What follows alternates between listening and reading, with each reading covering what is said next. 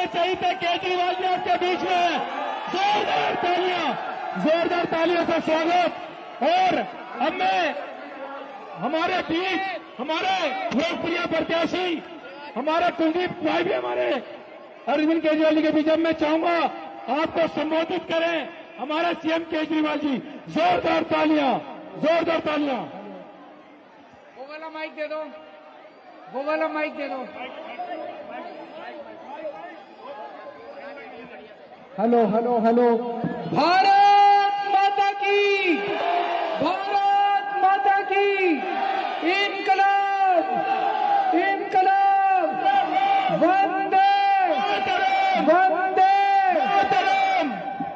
दोस्तों, मैं सीधा जेल से आ रहा हूं आप लोगों के बीच में। आप लोगों की बहुत याद आती थी मेरे को जेल में, बहुत मिस किया मैंने आप लोगों को। आपने मिस किया? किस किसने मेरे को मिस किया? पक्की बात, झूठ तो नहीं बोल रहे? I love you, I love you. देखो, आपने मेरे को मिस किया, मैंने आपको मिस किया, भगवान ने आज हम दोनों को मिला दिया। जब मैं जेल में था मेरे को पता चला बहुत महिलाओं ने, माताओं ने, बहनों ने व्रत रखे, पूजा पाठ किया कि केजरीवाल आप बाहर आ जाए।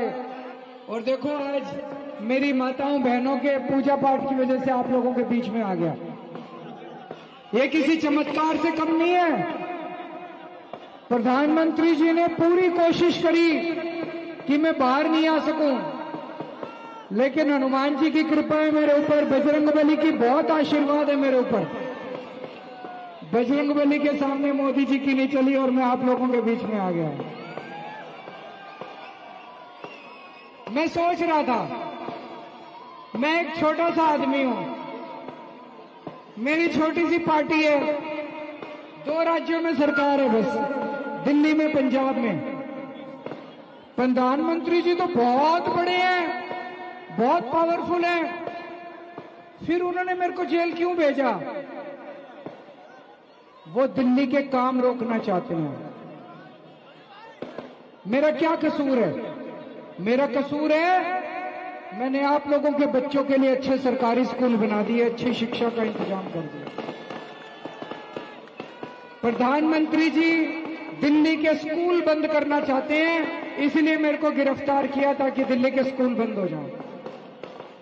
मेरा कसूर है मैंने दिल्ली के अंदर जगह जगह मोहल्ला क्लिनिक खोल दिए, फ्री दवाइयों का इंतजाम कर दिया, इलाज का इंतजाम कर दिया। प्रधानमंत्री जी मोहल्ला क्लिनिक बंद करना चाहते हैं।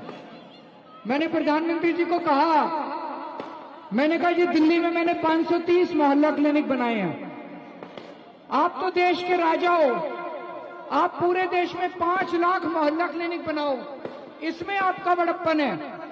आप दिल्ली में केजरीवाल को गिरफ्तार करके दिल्ली के मोहल्ला क्लिनिक बंद करोगे, ये गलत बात है, इससे देश का विकास नहीं होगा। आप इतने बड़े आदमी हो, मैंने दिल्ली में 500 स्कूल बनाए, आप पूरे देश में 50,000 स्कूल बनाओ ना, तब तो आपका बड़प्पन है। और विडंबना देखो दोस्तों, मैंने दिल्ली वालों को फ्री दवाइयों का इंतजाम किया सबके लिए, लेकिन जब मैं जेल गया मेरी 15 दिन तक इन्होंने दवाइयां बंद कर दी वहां पे।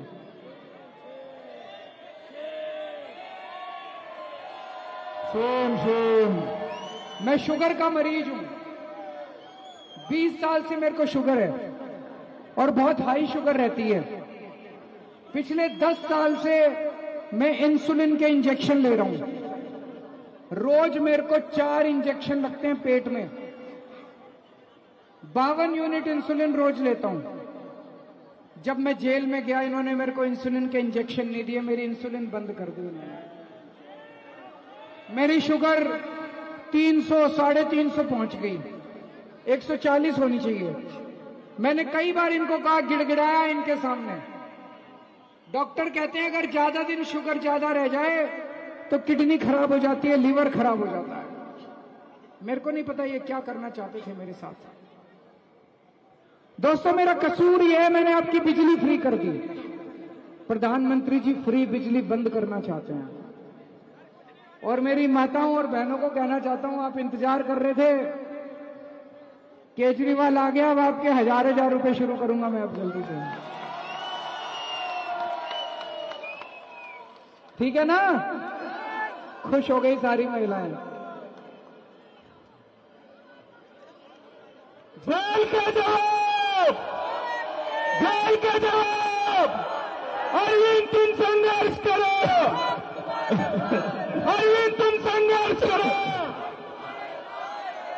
परसों इंटरव्यू आ रहा था आज तक पे प्रधानमंत्री जी का, उसमें आज तक वालों ने पूछा कि जी केजरीवाल ने दिल्ली में महिलाओं को बस का सफर फ्री कर दिया, इस पे आपको क्या कहना है?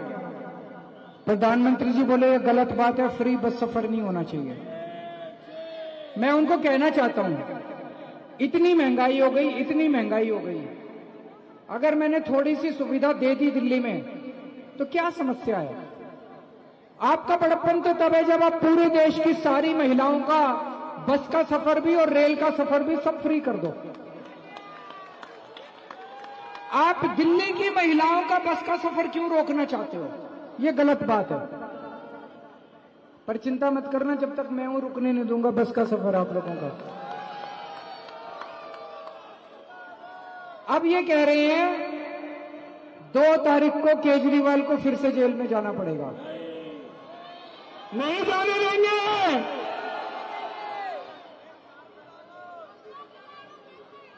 देखो जी, आपके ऊपर है कि मैं जेल जाऊंगा कि नहीं जाऊंगा।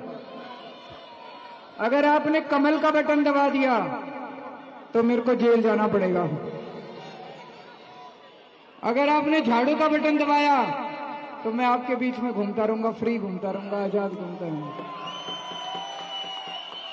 वोट पड़ेगी, वोट पड़ेगी, जेल का जवाब, जेल का जवाब 25 मई, भाजपा गई, 25 मई, भाजपा गई, 25 मई, भाजपा गई।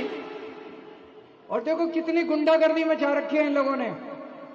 मनीष सिसोदिया को गिरफ्तार कर रखा है, सतेंद्र जैन को गिरफ्तार कर लिया, संजय सिंह को गिरफ्तार कर लिया, मेरे को गिरफ्तार कर लिया, परसों मेरे पीए को गिरफ्तार कर लिया, अब कह रहे अतिशी को भी गिरफ्तार करेंगे, सौरभ भारद्वाज को भी गिरफ्तार करेंगे।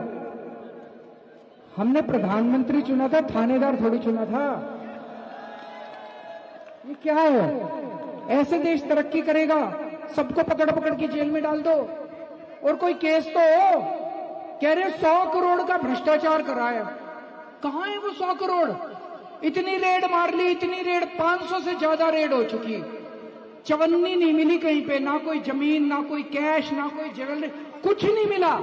पूरा फर्जी केस, फर्जी केस में पकड़ पकड़ के जेल में। सुबह उठते हैं प्रधानमंत्री जी, आज मैं इसको जेल में डालूंगा, आज मैं। देश के अंदर लोग इतने दुखी हो रहे हैं, इतनी महंगाई हो रही है।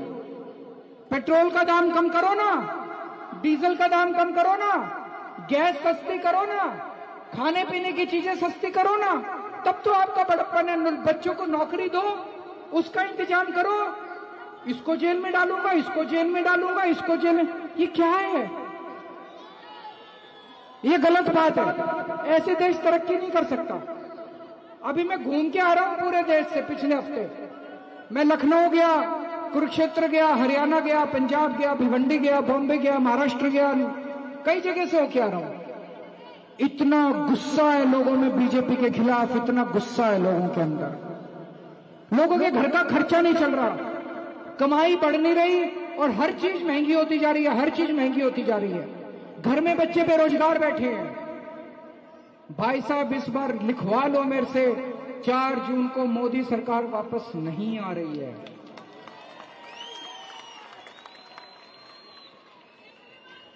अच्छे दिन आने वाले हैं, मोदी जी जाने वाले हैं, मोदी जी जाने वाले हैं। अच्छे दिन आने वाले हैं, मोदी जी जाने वाले हैं, अच्छे दिन आने वाले हैं, मोदी जी जाने वाले हैं, अच्छे दिन आने वाले हैं, मोदी जी जाने वाले हैं। और इनको भी लग रहा है कि गड़बड़ हो गई बहुत ज्यादा। अब आजकल जिस तरह की भाषा प्रधानमंत्री जी इस्तेमाल कर रहे हैं, बॉम्बे गए, बोले शरद पवार भटकती आत्माएं।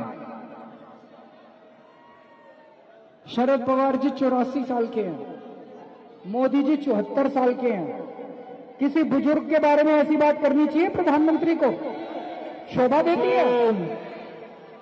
भाई आप अलग अलग पार्टी में भी हो, लेकिन एक इज्जत से तो बात करनी चाहिए। बंबई गए, बोले उद्धव ठाकरे अपने बाप की नकली संतान है। ऐसे तो सड़क छाप भाषा है। ये भाषा प्रधानमंत्री की है? ये भाषा प्रधानमंत्री की है? एक दिन बोले इंडिया गठबंधन की सरकार आ गई तो ये सबके मंगलसूत्र छीन लेंगे। क्यों छीनेंगे भाई? ये क्या है? तो बौखला गए बुरी तरह से, उनको दिख गया कि वो जाने वाले हैं। 4 जून को इंडिया गठबंधन की सरकार बनेगी, आम आदमी पार्टी भी उसका हिस्सा होगी, केंद्र में अपनी सरकार बनने जा रही है। और दिल्ली वालों, आपको पूर्ण राज्य का दर्जा मिलेगा। दिल्ली को पूर्ण राज्य का दर्जा मिलेगा। अपना एलजी होगा जो काम रोकेगा नहीं, काम करने में विश्वास रखेगा। और पूर्ण राज्य का दर्जा मिलेगा। हमने स्कूल ठीक कर दिए, अस्पताल ठीक कर दिए, बिजली ठीक कर दी।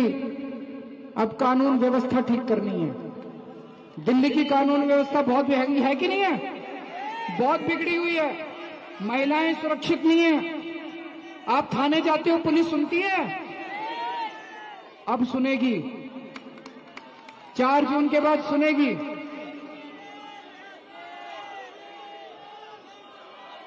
मैं जब जेल गया,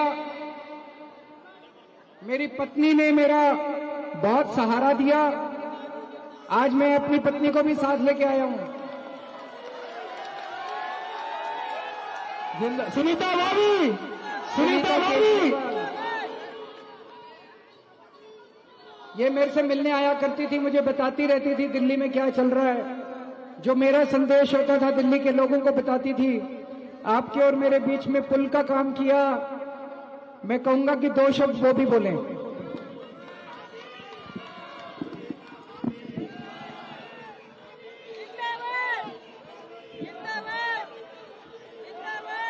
आप सभी को मेरा बहुत बहुत नमस्कार, प्रणाम। आप सभी ने इतनी दुआएं की, इतना आशीर्वाद दिया, इसी वजह से आज आपके मुख्यमंत्री और मेरे पति हम सबके बीच में हैं, है ना? भगवान भी सच की सुनता है, भगवान भी सच की सुनता है, ये भी खरी बात है। अब अगर आप चाहते हैं ना कि आपके मुख्यमंत्री आपके बीच ही रहे, उनको दोबारा जेल में ना जाना पड़े, चाहते हैं ना? आपको इसके लिए आपको 25 मई को आप सभी को जरूर वोट डालने जाना है। कोई नाका नहीं, जाएंगे सभी। झाड़ू का बटन दबाना है। बटन दबेगा, बटन दबेगा, बटन दबेगा।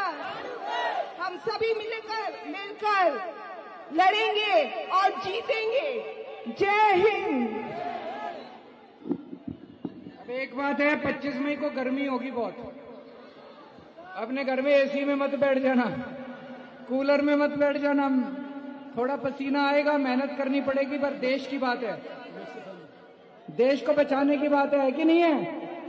तो घर में मत बैठना। और एक काम करना है, अपनी गली में, मोहल्ले में, बिल्डिंग में देख लेना, जितने कांग्रेस के वोट हैं और आम आदमी पार्टी के वोट हैं, एक एक वोट डलवाना है। आपको जिम्मेदारी लेनी है।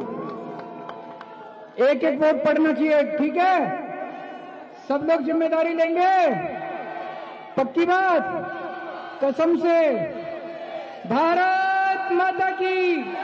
ये आपके कैंडिडेट है कुलदीप मोनू। इनका 1 नंबर पे बटन है, खूब दबाना है और 1 नंबर पे लेके आना है इनको।